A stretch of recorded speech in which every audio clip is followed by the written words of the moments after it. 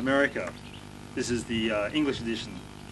Today is the launch of a selection of pieces from this long poem in English, Swedish and Russian. And I'm very grateful to the publishers, to Alexander and all those involved in the publication process, and to the translators.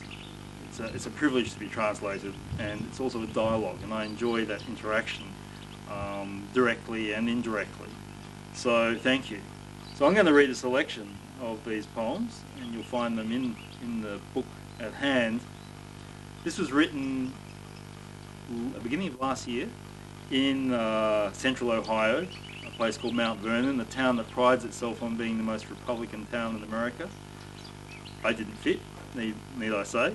But it's a funny thing, a very welcoming town in many ways, but a town very rigid in the way it views the world, or in fact doesn't view the world. The interesting thing about writing this poem is that it's writing difference, but it's also writing similarity. I grew up, my father used to idolise America because it's the place they made Kenworth trucks. And he's never been to America, but the idea of America was very dominant in his mind. And that kind of colonisation process of, cultural imperialism, if you like, of Australia by American values really started in the Second World War, when a large number of American troops were stationed here. And it's become part of this tense relationship between the two countries. Not tense on the surface, but tense culturally underneath.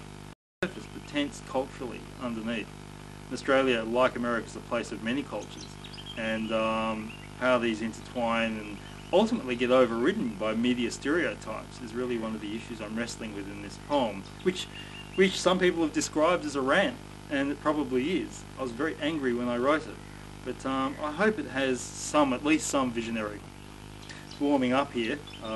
In about 7 weeks it'll be up 40 degrees centigrade, and by midsummer 45 to 47. It gets really hot here. And behind me you see a lot of green and so on. That'll just be dust. It's an amazing transition.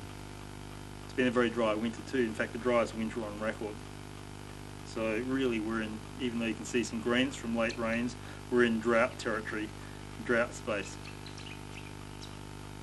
Rocky secure within the flyover, capped against mesas and plateaus further within homeland.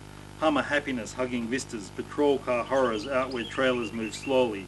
Rarely do they make films or network or even cable TV series, reshaping Kidman's Antipodean nose, free trade retrograde, Mount St. Helens, the Appalachians, concurrent biographies, reintroduced the wolf in Shot Out, Montana, Washington, Tabasco campaigning for eroding wetlands. Silica fixes in small packages, bursts made, food of synthesis, to build a stake, track all the way up to Kroger, where tyres hone to a perfect pitch on roads to Barrow. The short leap across to Russia, Nazi rocket programs. Devolving protest as flags and glow, gods in people, kill people, not guns, kill gods in cats and birds pursued across decrepit snow. Grass ulcers showing through, rare snow hair reintroduced, chased by pick, capped and heavy-booted ghouls.